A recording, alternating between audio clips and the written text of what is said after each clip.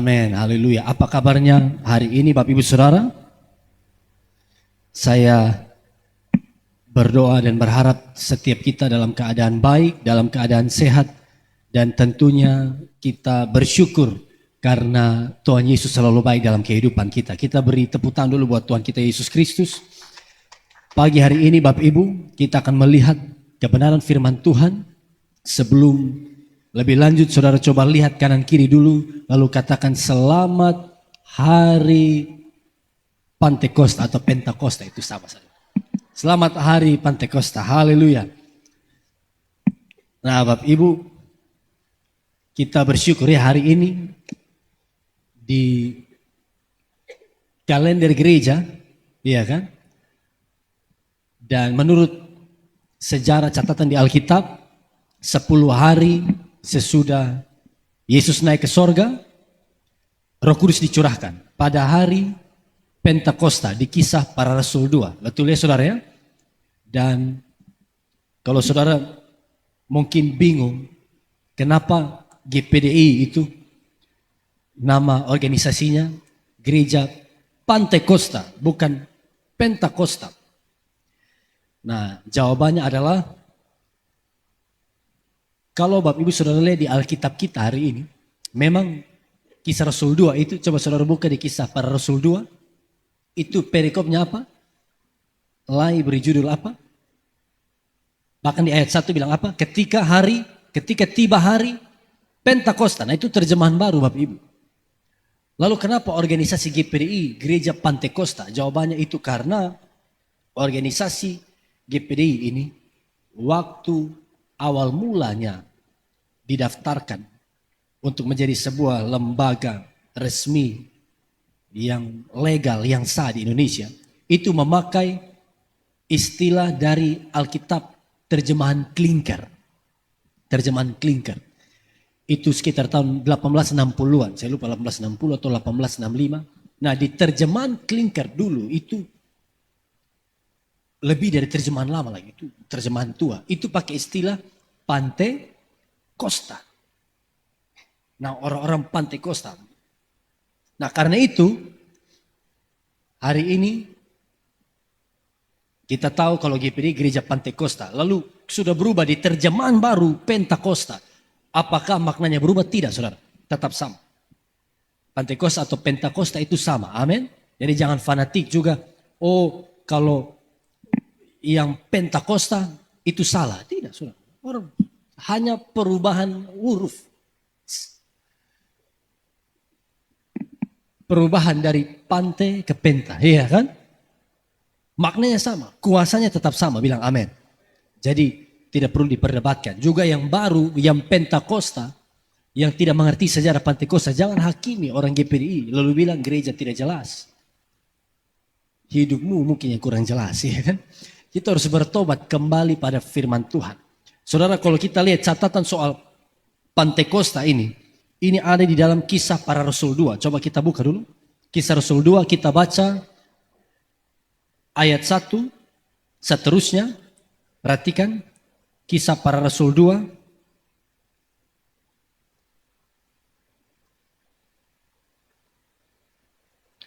Kita baca ayat 1 seterusnya, saya baca ayat 1. Bapak Ibu ayat 2 kita bergantian, kita baca sampai ayatnya yang ke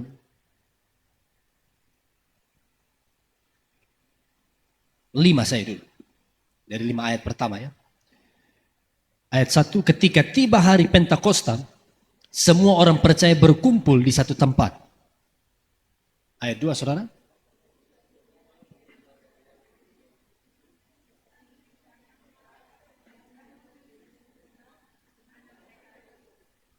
Dan tampaklah kepada mereka lidah-lidah seperti nyala api yang bertebaran dan hinggap pada mereka masing-masing.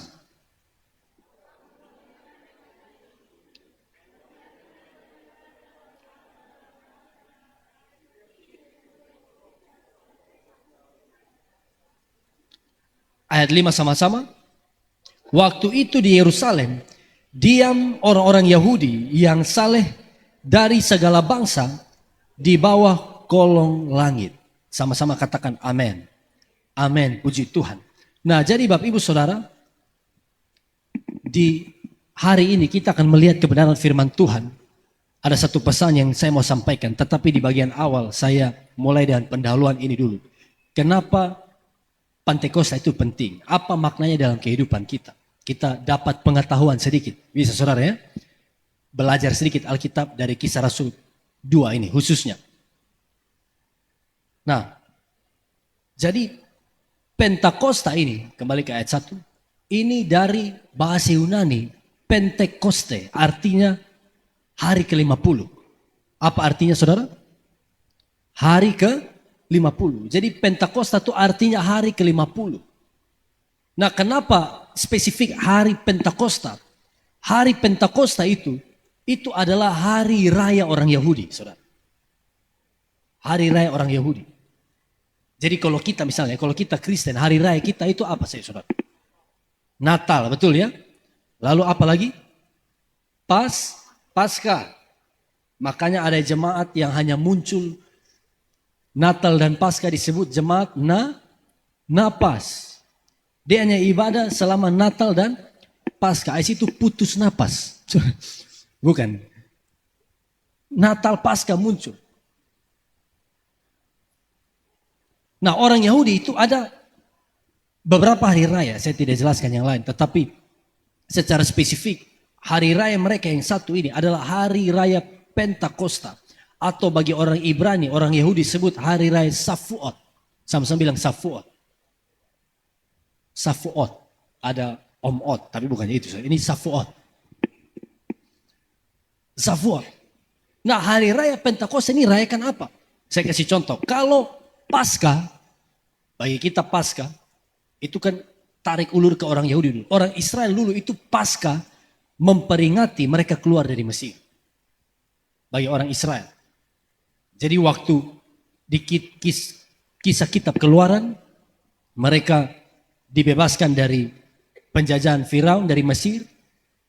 Di malam itu tanggal 14 Nisan bagi orang Israel, mereka adakan perjamuan Paskah. Anak domba disembelih, darahnya ditaruh di depan pintu. Satu keluarga harus makan dan siap-siap besok akan keluar dari Mesir. Nah, itu adalah bayangan. Jadi bagi orang Israel Paskah memperingati keluar dari Mesir. Tetapi itu adalah bayangan dari Yesus Kristus. Katakan amin. Dialah anak domba yang disembelih, anak domba Paskah. Sehingga kita orang Kristen di tanggal yang sama 14 Nisan, kita rayakan Jumat Agung. Yesus mati 2000 tahun lalu di tanggal yang sama 14 Nisan. Dia disalibkan di Bukit Golgota menggenapi Paskah. Dialah Paskah yang sejati. Amin saudara. Jadi bagi Israel itu hari memperingati mereka keluar dari Mesir. Nah, dari 14 Nisan 50 hari. Iya ya, kurang lebih 50 hari.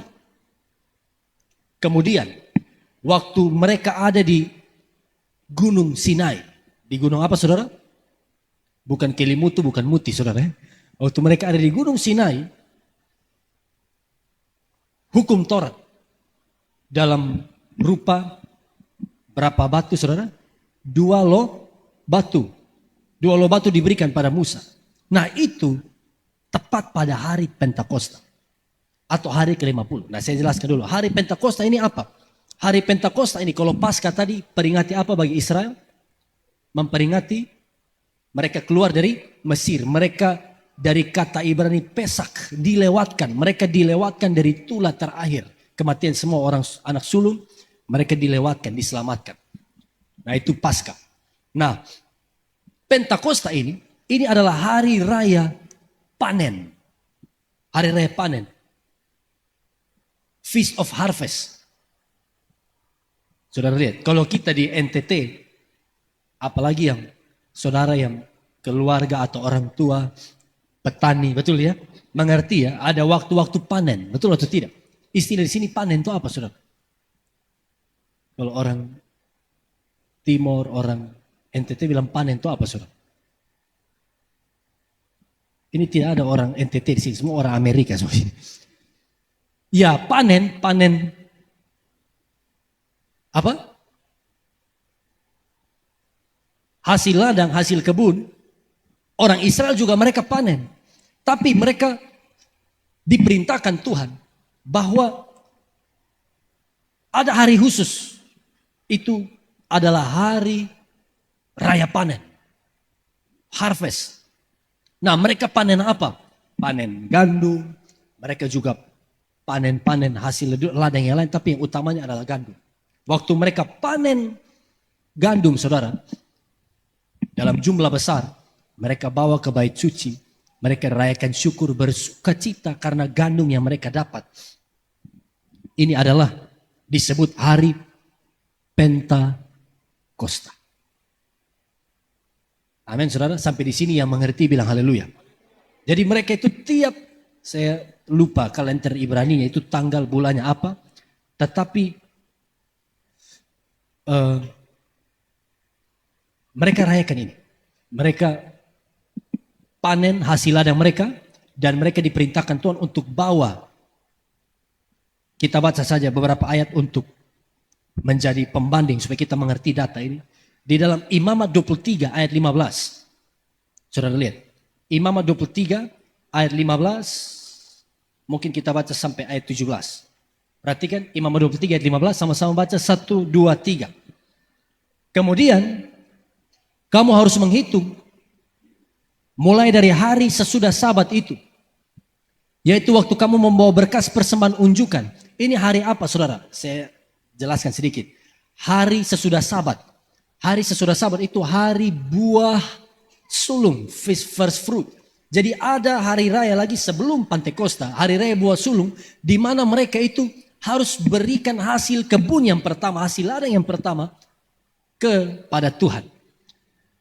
Hari buah sulung ini, saudara, buah sulung ini, saudara tahu ini digenapi kapan? Hari Sabat, Yesus bangkit. Amin, saudara. Waktu Yesus bangkit, Paulus bilang begini, dialah yang sulung mewakili kita semua. Makanya Yesus itu dia mewakili, dia menggenapi hari raya buah sulung. Karena dia adalah yang paling pertama. Paling pertama apa? Bangkit. Mengenakan tubuh kemuliaan. Dialah buah sulung itu kepada Bapa. Katakan amin. Nah, jadi sesudah hari Sabat itu, sesudah buah sulung, sesudah kebangkitan Yesus, hitung harus ada genap 7 minggu. Next. Sampai pada hari Sabat yang ke-7, kamu harus hitung 50 hari. Nah, saudara lihat. Berapa hari? Jadi sesudah kebangkitan Yesus, hitung 50 hari. Sesudah buah sulung. Saudara masih ingat kisah Rasul 1? Waktu Yesus bangkit, dia menampakkan diri berapa hari? Sebelum naik ke sorga? 40 hari. Betul ya, menampakkan diri berulang-ulang.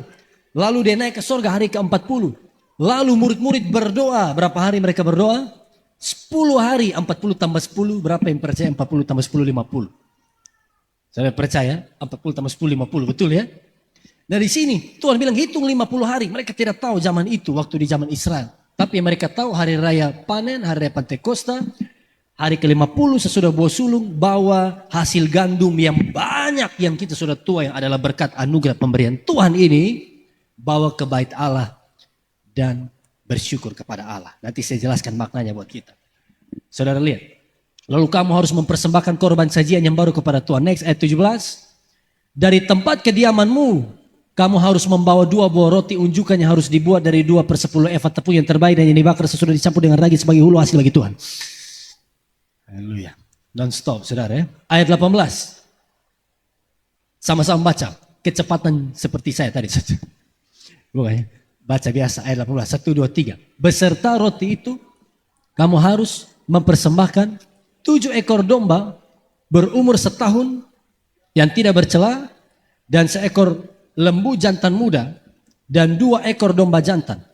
Semuanya itu haruslah menjadi korban bakaran bagi Tuhan, serta korban sajiannya dan korban-korban curahannya, suatu korban api-apian yang baunya menyenangkan bagi Tuhan. Katakan amin. Sekarang Bapak Ibu lihat ya. Sampai di sini, sebelum saya masuk ke intinya, saudara, Ingat siapa Roh Kudus itu? Who is Holy Spirit? Beberapa hari terakhir ini, 10 hari kita belajar, minggu lalu kita belajar dari kenaikan. Roh Kudus itu kan adalah pribadi Allah, sama-sama bilang pribadi Allah. Roh Kudus itu Yesus bilang Yohanes 14, 26, 27, betul ya? Yohanes 16 juga. Dia adalah penolong, penghibur. Roh Kudus itu mengurapi kita untuk apa? Dia menghiburkan kita agar kita tidak menyerah meskipun tantangan hidup berat. Katakan amin. Comforter, dia penghibur. Sehingga waktu saudara terpuruk, dia tetap menguatkan kita. Siapa lagi Roh Kudus? Roh Kudus adalah penolong. Penolong. Yohanes 14 ayat 15. Kalau kita mundur beberapa ayat. Penolong. 14 ayat 16. Turun. Dia adalah penolong. Another helper. Karena apa? Dia mengajar kita. Dia memimpin kita. Dia memampukan kita untuk berjalan seturut dengan kehendak Tuhan. Ini peran Roh Kudus, Holy Spirit.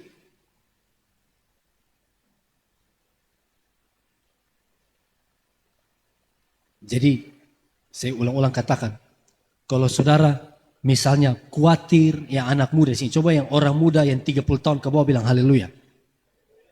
Saudara mungkin khawatir nih, aduh ini masa depan saya seperti apa, saya nanti kerja apa. Saudara mulai pikir, khawatir, saya nanti nikah dengan apa? Nikah dengan apa? Saudara?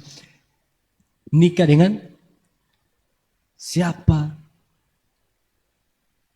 Cek Instagram, kawan-kawan posting foto perawat, foto di pantai, foto di hutan, foto di bawah kolong jembatan, kan ada jarang saudara.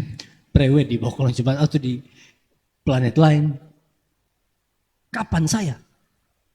Saudara kalau khawatir, saudara mulai bimbang, mulai ragu. Disinilah Roh Kudus mulai bekerja. Roh Kudus itu apa? Dia meneguhkan kita, dia menolong kita. Supaya apa? Kita tidak menyerah, katakan amin. Kita tidak burn out, tidak stres. Tapi kita bisa terus punya damai sejahtera. Makanya coba turun ayat 26. Sesudah Yesus bilang, penghibur itu kuberikan. Sudah ya? Roh Kudus itu kuutus, diutus oleh Bapa. Dia akan mengajarkan dan mengingatkan semua yang telah kukatakan. Langsung ayat 27, Yesus bilang apa? Yesus bilang begini, coba baca ayat 27. Damai sejahtera kutinggalkan bagimu. Jadi orang yang penuh Roh Kudus, orang yang alami Roh Kudus, pasti dia juga akan mengalami damai sejahtera yang dari Tuhan. Bapak, Ibu, Saudara, teman-teman semua ingat, damai sejahtera yang dari Tuhan, itu damai sejahtera yang tidak ditentukan atau bisa dipengaruhi oleh situasi sekeliling. Yang setuju bilang yes. Kalau damai yang dari dunia itu, waktu ada uang, ada damai. Waktu uang habis, toko damai. Waktu uang habis, stres. Ini damai dari dunia. Waktu dipuja-puji orang, waktu diperlakukan baik, dia senang. Tapi waktu dikritik, waktu mulai alami fitnahan, waktu mulai dilukai orang lain atau diperlakukan negatif oleh orang lain, hilang damai sejahtera. Itu damai dari dunia. Waktu ada pasangan, coba sama-sama bilang pacar. Bilang di kanan kiri pacar, bilang gitu. Saya bilang, waktu ada pacar dia ada damai sejahtera. Tapi waktu putus tidak ada pacar, DP jembatan liliba, saudara. Itu damai dari dunia. Tapi kalau damai yang dari Tuhan itu apa, saudara? Itu damai yang tidak dipengaruhi atau bisa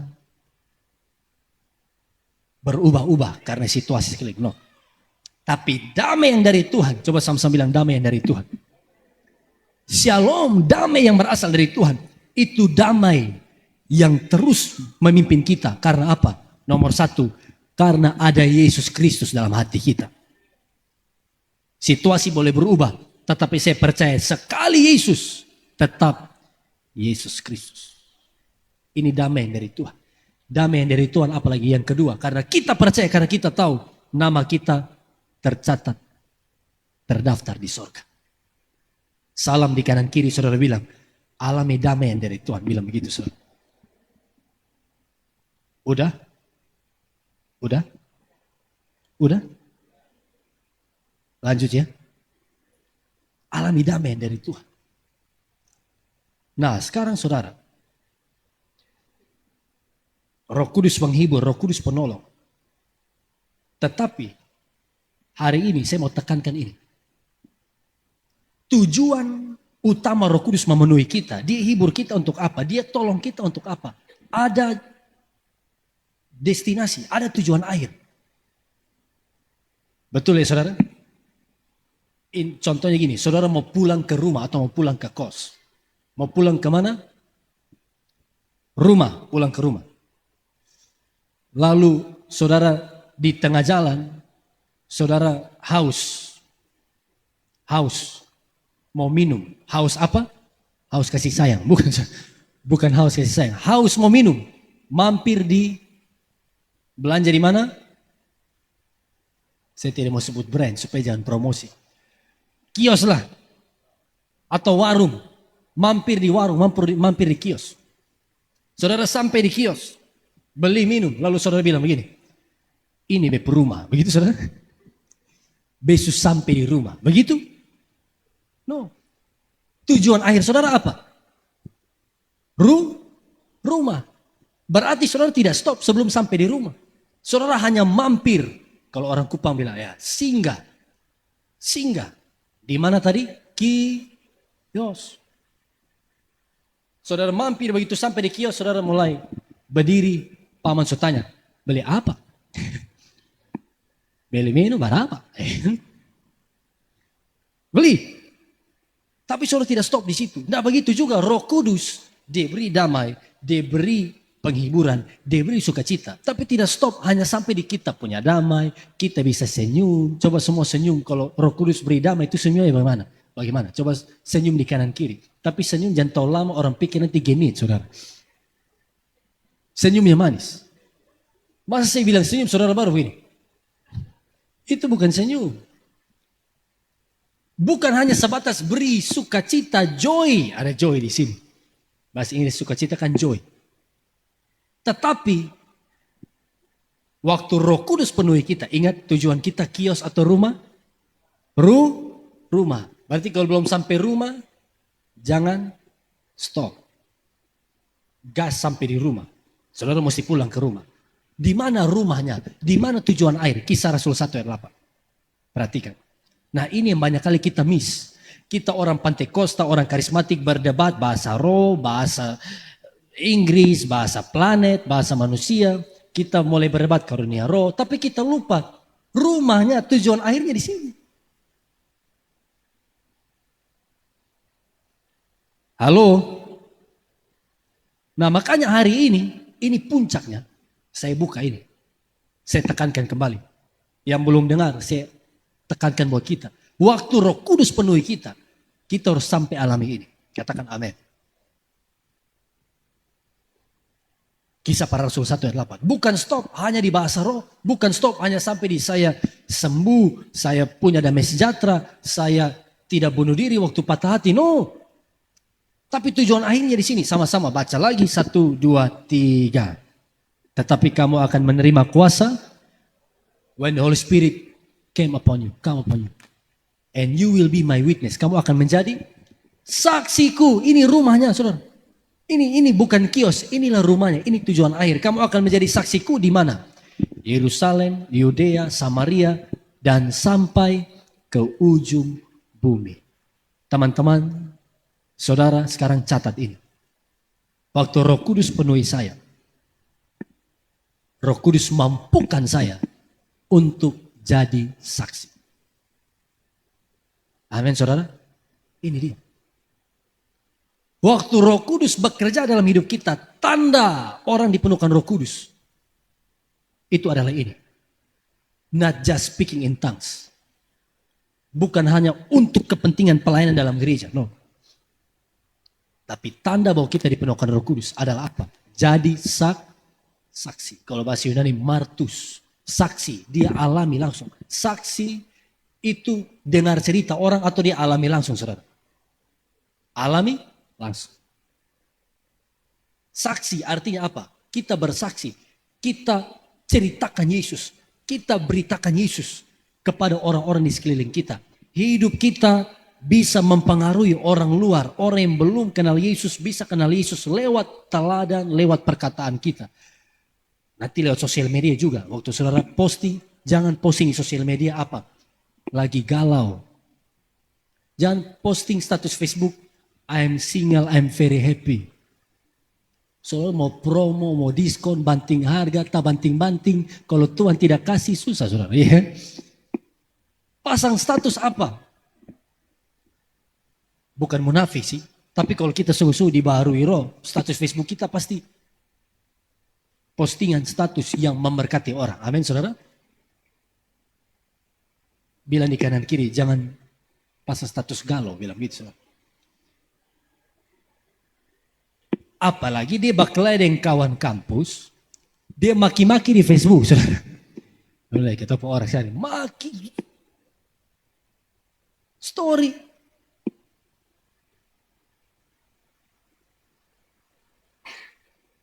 No, jangan saudara ya. Matius 28 ayat 19, Yesus bilang apa? Ini rumahnya, ini bukan kios, ini bukan mampirnya, ini bukan persinggahan, bukan saudara. Inilah tujuan akhir. Matius 28 ayat 19. Yesus bilang apa? Sama-sama 2-3. Karena itu, pergilah make disciples of all nations. Jadikanlah semua bangsa muridku dan baptislah mereka dalam nama Bapa dan Anak dan Roh Kudus. Waktu Yesus bilang, jadikanlah semua bangsa, inilah bersaksi. Saksikan Kristus. Roh penuhi kita sehingga kita sekarang bisa menjadi saksi buat kemuliaan Tuhan. Yang setuju bilang haleluya.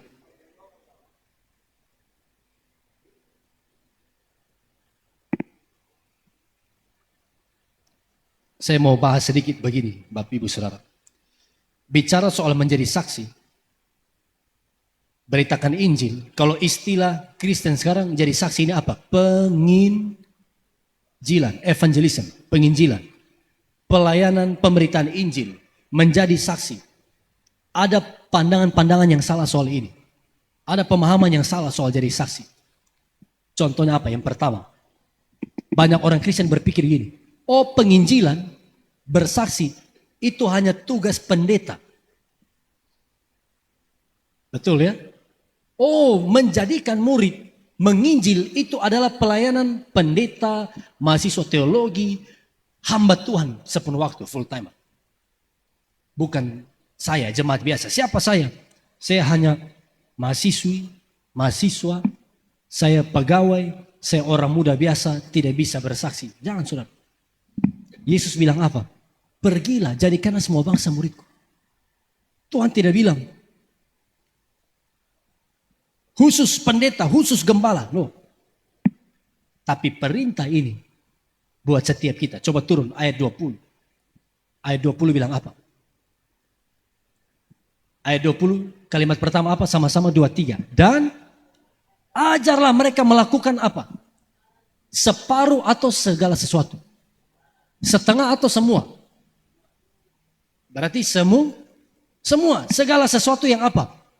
Telah kuperintahkan kepadamu. Ini kita harus agak berpikir lagi lebih dalam. Saudara perhatikan saya sini. Coba perhatikan ke depan. Yesus bilang begini. Kepada siapa ini? Murid-murid. Pergi jadikan apa? Semua bangsa muridku. Lihat. Dan ajarlah mereka. Baptis dalam nama Bapa, Anak, Roh Kudus. Lalu apa? Ajarlah mereka melakukan segala sesuatu yang kuperintahkan kepadamu.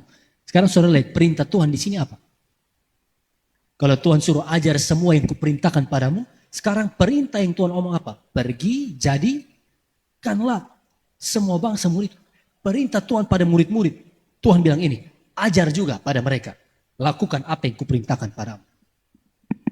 Berarti ini tugas hamba Tuhan atau tugas semua orang Kristen. Lihat. Dari sini kita mengerti, oh Matius 28. Ajarlah mereka lakukan semua. Berarti Tuhan ingatkan. Beritakan Injil, jadi saksi. Itu bukan hanya tugas hamba Tuhan atau gembala. No. Tapi itu adalah tugas semua orang percaya. Tepuk tangan dulu buat Tuhan Yesus Kristus. Jadi tidak perlu tunggu, saudara lihat ya. Tidak perlu tunggu saudara punya gelar sarjana teologi atau master teologi baru saudara bersaksi. Bukan. Saya tidak lawan ini juga. Saudara dipanggil full timer mau sekolah teologi, sekolah Alkitab, maju, gas. Jangan rem. Iya kan, gas. Tapi saudara yang tidak sekolah teologi jangan pikir bukan bagian saya bersaksi. Salah.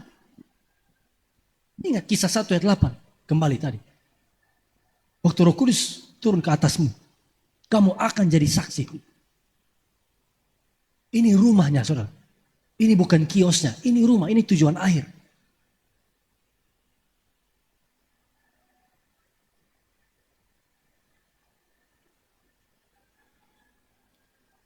Masih ada haleluya?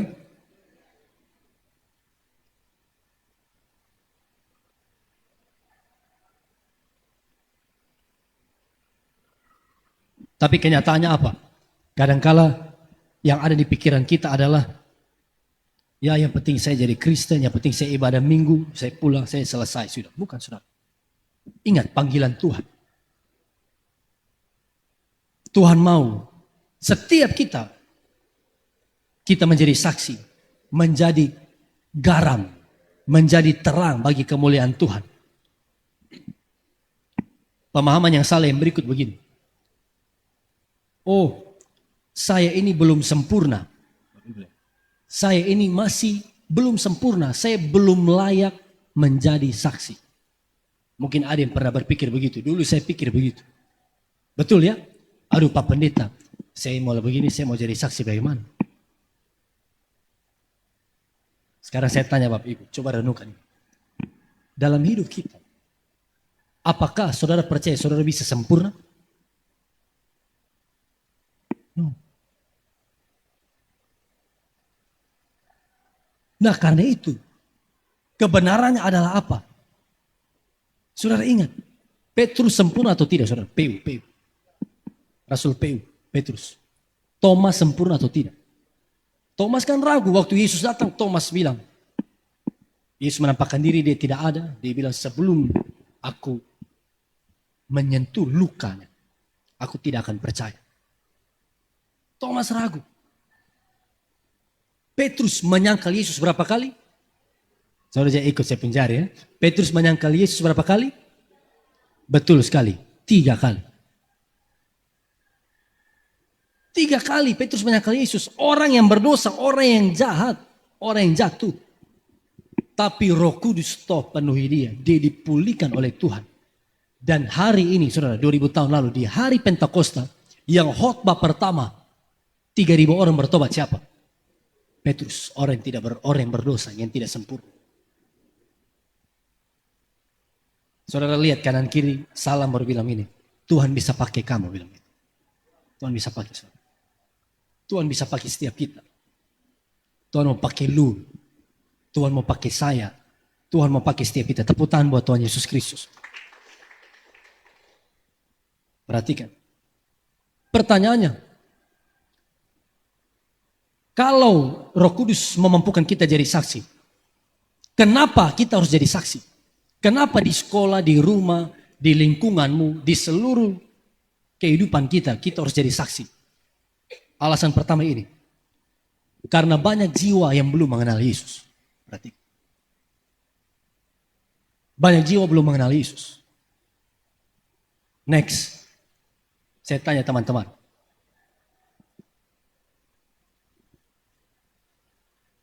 Sahabat atau teman-teman saudara. Di sekolah, di kampus, atau di lingkungan, di tempat kerja. Saudara yakin semua sudah kenal Yesus atau belum? Ini bukan hanya soal agama lain. Tapi yang berikut ini. Saudara yakin kalau dia Kristen, dia bertobat, dia alami Tuhan atau tidak? Coba renungkan. Siapa nih? Fanny. Siapa nih? Elsie. Coba ingat. Circle saudara, teman-teman dekatmu. Mereka orang bertobat, orang yang takut Tuhan, atau dari karakter mereka setan pun takut. Saudara-saudara lihat. Dari circle kita yang terdekat. Halo. Berarti kita harus jadi saksi. Amin.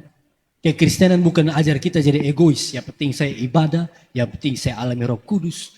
Doa memati mampus di samping. Yang penting saya diberkati, bukan. Tapi kekristenan mengajarkan kita untuk apa? Jadi saksi, layani jiwa-jiwa. Jadi berkat. Perhatikan. Karena apa? Banyak orang yang belum kenal Yesus. Banyak orang yang belum mengenal Yesus. Banyak orang yang belum bertobat. Ini kan yang membuat Yesus mati di kayu salib. Yohanes 3:16 bilang apa? Sama-sama Yohanes 3:16. 1, 2, 3. Karena begitu besar kasih Allah akan dunia ini. Sehingga ia telah mengaruniakan anaknya yang tunggal. Supaya setiap orang yang percaya kepadanya tidak binasa, melainkan beroleh hidup yang kekal. Waktu saudara jadi saksi, saudara perkenalkan ini. Tuhan mengasihimu. Engkau rusak, engkau berdosa. Tuhan mati di salib buat engkau. Yesus menderita untuk menebus engkau. Roma 10, 14-15. Bapak ibu teman-teman catat ayat ini, kita baca juga. Roma 10 ayat 14-15. Sama-sama, 1, 2, 3. Tetapi bagaimana mereka dapat berseru kepadanya? Jika mereka tidak percaya kepada dia, kepadanya N besar Tuhan, dia besar Tuhan. Bagaimana mereka berseru pada Tuhan kalau tidak percaya padanya? Next apa? Bagaimana mereka dapat percaya kepada dia jika mereka tidak mendengar tentang dia? Lihat. Bagaimana mereka mendengar tentang dia jika tidak ada yang memberitakannya? Kalau saudara tutup mulut waktu lihat kawan-kawan yang berdosa, waktu lihat kawan-kawan yang belum kenal Yesus, bagaimana mereka bisa kenal Yesus?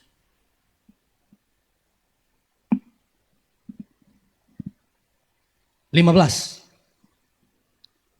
Lanjut sama-sama. Dan bagaimana mereka dapat memberitakannya jika mereka tidak diutus? Seperti ada tertulis, betapa indahnya kedatangan mereka yang membawa kabar baik. Katakan amin.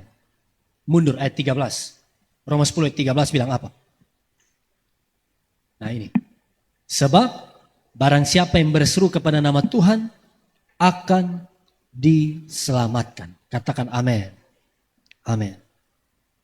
Jadi ingat, pesan hari ini di hari Pentakosta, hari Pantekosta adalah apa? Roh Kudus penuhi kita untuk kita menjadi saksi. Tuhan mau lewat hidup kita, keluarga mungkin, sahabat, kenalan, teman kita bertobat alami Tuhan. Sekarang saya tanya, berapa di antara saudara yang rindu untuk hidupmu dipakai Tuhan jadi saksi? Coba angkat tangan. Saudara yang rindu hidupmu dipakai Tuhan menjadi berkat bagi orang lain. Coba angkat tangan. Amin. Tuhan foto. Tuhan lihat dari sorga, semua yang angkat tangan. Roh Kudus urapi dan pakai hidup kita. Tepuk tangan buat Tuhan Yesus Kristus. Kalau saudara mau jadi saksi, pertanyaannya bagaimana? How? Bagaimana caranya? Yang pertama, teman-teman ingat ini. Yang pertama adalah dimulai dengan mengasihi jiwa-jiwa. Dimulai dengan apa? Kasih. Kita harus punya kasih Kristus. Sama-sama bilang kasih Kristus. Kita harus mengasihi jiwa-jiwa. Kita tidak akan bisa melayani kalau kita tidak mengasihi jiwa-jiwa. Katakan amin. Kita melayani saudara bukan karena keuntungan. Bukan karena paksaan, terpaksa bukan. Tapi waktu saudara bersaksi pada teman-temanmu, pada jiwa-jiwa. Itu karena engkau mengasihi mereka. Matius 9 ayat 36 bilang begini. Yesus itu waktu lihat orang banyak. Sama-sama bilang orang banyak. Waktu Yesus lihat orang banyak. Alkitab bilang. Hatinya apa? Matius 9:36 sama-sama 2-3. Melihat orang banyak itu apa? Tergeraklah hati Yesus oleh belas kasihan. He was moved with compassion. Jadi saudara waktu lihat jiwa-jiwa lihat orang-orang yang belum kenal Yesus. Berdoa supaya ada belas kasihan di hati kita. Harus lihat ini.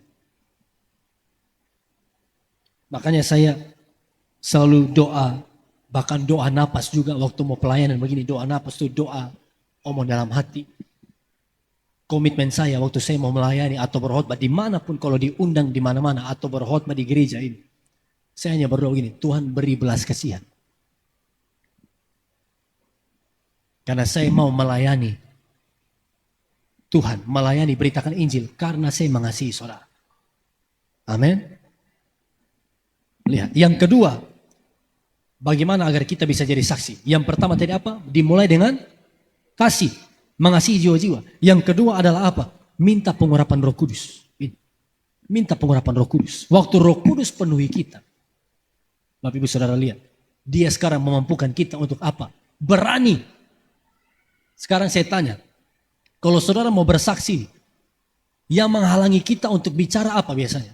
Yang jadi penghalang untuk kita omong, untuk beritakan Yesus, apa yang jadi penghalangnya? Ayo. Apa? Gup-gup. Gup-gup atau gugup? Gugup. Malu. Apalagi? Takut. Lihat ini 3 hal nih. Gugup, malu, takut. Wajar. Saudara tahu data menunjukkan ketakutan terbesar di dunia. Yang pertama takut mati. Yang kedua takut bicara di depan umum. Ini data. Makanya kita biasa takut. Apalagi introvert yang pemalu tidak akan bisa. Susah untuk bersaksi. Betul ya? Dan saudara tahu kenyataannya apa? Saya ini orang introvert saudara. Saya orangnya dulu nih tidak tahu malu. Tidak tahu malu. Malu apa? Malu. Waktu kita takut, waktu kita malu, inilah peran Roh Kudus bekerja. Amin saudara. Waktu Roh Kudus penuhi kita, saya belum tambahkan ayat di sini, tapi ada ayat di Kisah Rasul. Waktu Roh Kudus penuhi murid-murid, mereka lalu pergi, mereka keluar apa? Beritakan Injil dengan berani. Jadi saudara waktu berdoa, waktu penuh Roh Kudus buat kita apa? Beritakan Injil dengan apa? Berani. Coba saya lihat ayatnya ini. Kisah Para Rasul, saudara bukan di Kejadiannya. Kisah Para Rasul 4:31. Perhatikan ayat ini. Kisah 4:31. Firman Tuhan bilang apa? Jadi yang takut, yang malu, yang pergi di kampus, ketemu kawan-kawan, lalu ragu mau ngomong apa, malu untuk beritakan Injil. Lihat firman Tuhan, Kisah 4:31 sama-sama 2-3. Dan ketika mereka sedang berdoa, goyanglah tempat mereka berkumpul. Tapi kita jangan harap itu terjadi di sini, saudara. Kalau di sini goyang, kita histeris, lari turun semua. Ketika mereka sedang berdoa, goyanglah tempat mereka berkumpul. Lalu apa? Mereka semua penuh dengan Roh Kudus. Amin. Lalu stop di situ, bukan? Sesudah penuh dengan Roh Kudus, kalimat terakhir apa? Lalu mereka beritakan firman Allah dengan gugup. Begitu? Dengan panau, begitu? Penuh Roh Kudus, beritakan firman Allah dengan berani. Makanya sebelum saudara ketemu teman atau bersaksi, yang kedua ini, berdoa. Roh Kudus, penuhi hamba. Mampukan aku untuk apa? Beritakan Injil. Saudara akan lihat, kita memang takut, kita memang bukan orang yang cerewet, bukan ekstrovert. Bahkan mungkin tidak sekolah Alkitab. Saudara anak kuliah, saudara ibu rumah tangga. Ada juga bapak tangga rumah. Ibu rumah tangga. Tapi waktu Roh Kudus penuh kita, saudara akan lihat. Dia mampu berikan kita keberanian untuk menjadi saksi. Tepuk tangan dulu buat Tuhan kita Yesus Kristus. Amin saudara. Ini bagian penutup. Yang ketiga apa? Yang pertama miliki kasih, yang kedua berdoa minta pengurapan Roh Kudus, yang ketiga apa? Mulai dari orang terdekat. Mulai dari orang sekitar. Saya kasih contoh gini, kalau coba ada yang bisa omong dong di bawah tuh tolong diam, naik juga diam. Willy pakai lakban saya tutup di mulut. Kan saudara lihat ya. Sebelum siapa nih?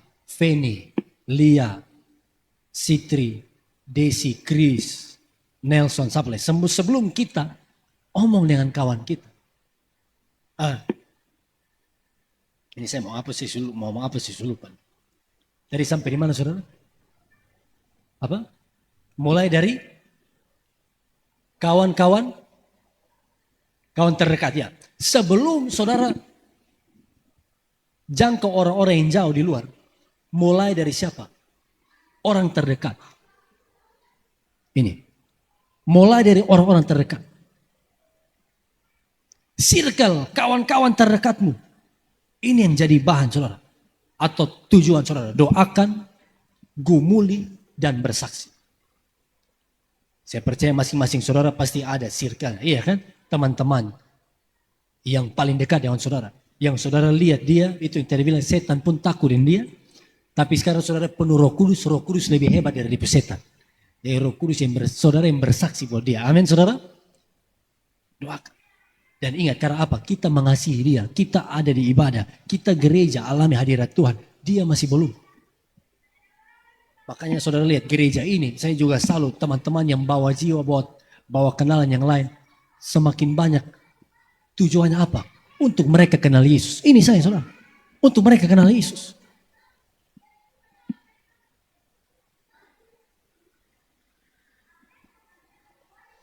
Perhatikan ini. Sekarang saya mau tutup dengan ini. Ini betul-betul tutup. Saudara tutup Alkitab. Saudara jangan. Saudara lihat ke depannya. Kenapa tadi saya mulai dengan Kisah Rasul 2? Kembali coba lihat Kisah Rasul 2. Masih ingat Pentakosta itu hari apa? Hari raya apa? Memperingati apa? Panen gandum. Mereka bawa gandum ke bait Allah. Sekarang saudara lihat. Di Kisah Rasul 2. Di hari Pentakosta, hari di mana mereka bawa gandum untuk bait Allah atau untuk merayakan hari Pentakosta. Saya tambahkan sedikit pengetahuan, Bapak Ibu catat. Gandum di Alkitab, sama-sama bilang gandum. Gandum itu bicara soal apa? Jiwa-jiwa.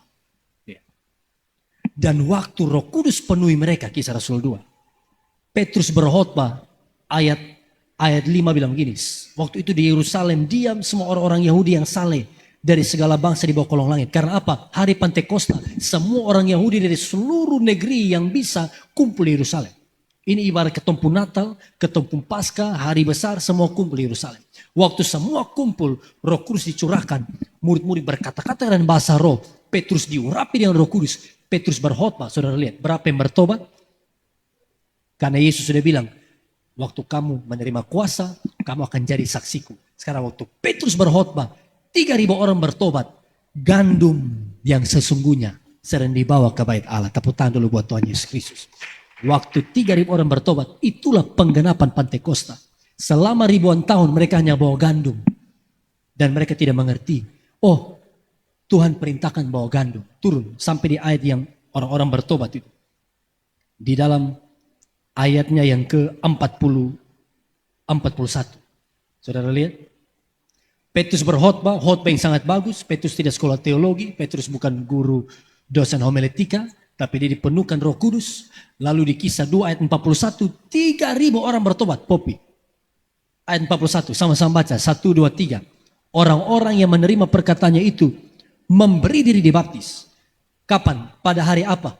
Hari Pentakosta, pada hari ini. Di hari mereka rayakan panen. Tapi di hari yang sama, bukan gandum jasmani mereka bawa. Tapi di hari yang sama, sekarang 3.000 gandum. 3.000 jiwa dipersembahkan pada Tuhan. Memberi diri dibaptis dan pada hari itu jumlah mereka bertambah kira-kira berapa? 3.000 jiwa.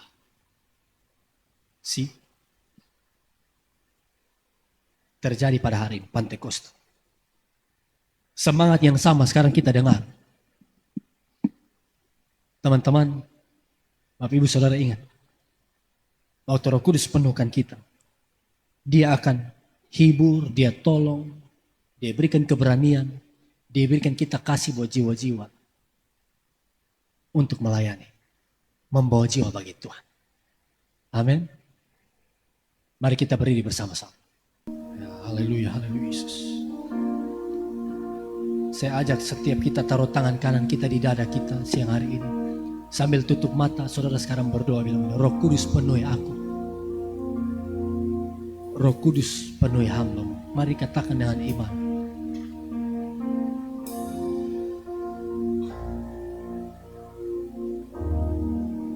Berikan hamba-Mu hati untuk jiwa-jiwa, kasih buat jiwa-jiwa. Waktu Roh Kudus penuhi para rasul, mereka diberikan keberanian, mereka diberikan pengurapan untuk bersaksi, untuk memberitakan Injil.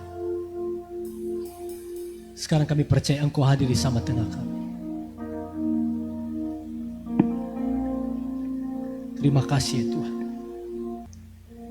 Roh Kudus, mata air hatiku.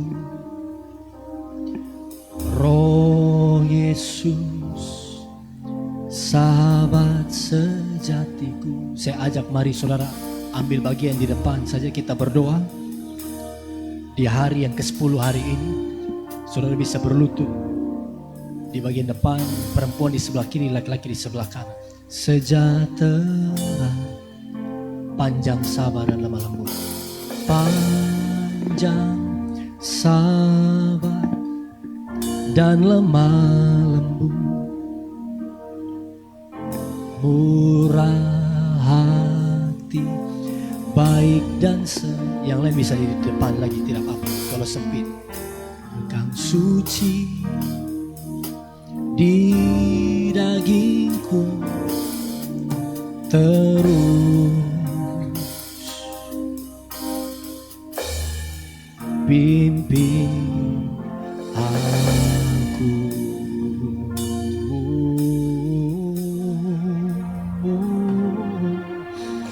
My best friend, Holy Spirit, undang dia bekerja.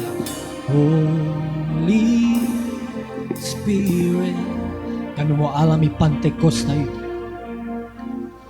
Holy Spirit, my best friend, Holy Spirit, my best friend, Holy.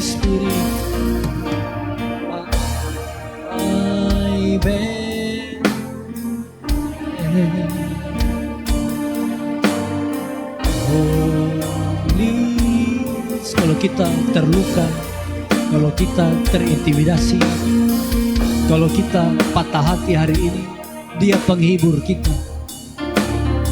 Dia yang mengingatkan kita semua yang Yesus ajarkan. Dia memberikan damai sejahtera kepada kita. My best friend, Holy Spirit, my best friend. Oh, kalau saudara ingat ada keluargamu, ada temanmu, sahabatmu yang belum bertobat, lingkunganmu yang masih jauh dari Tuhan, saudara berdoa hari ini, Tuhan berikan belas kasihan buat hamba. Tuhan berikan keberanian, Roh Kudus penuhi hamba untuk kami melayani jiwa-jiwa bagi kemuliaan Tuhan. My best friend, my best friend. Dia adalah sahabat baik kita. Dia yang menyertai kita, yang mengurapi kita semua. Holy Spirit, my best friend. Dari awal kita katakan, Roh Kudus, mata air. Mari semua kita berdoa. Roh Yesus, sahabat sejatiku, sumber kasih, sukacita, damai, sejahtera.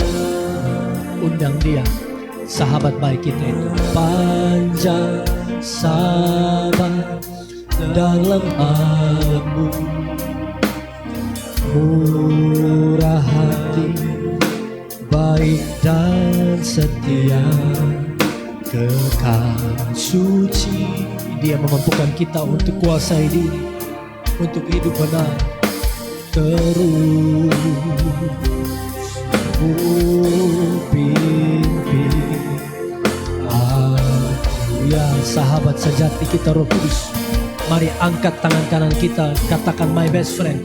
My best friend, Roh Kudus, Holy Spirit, Holy Spirit, Holy Spirit,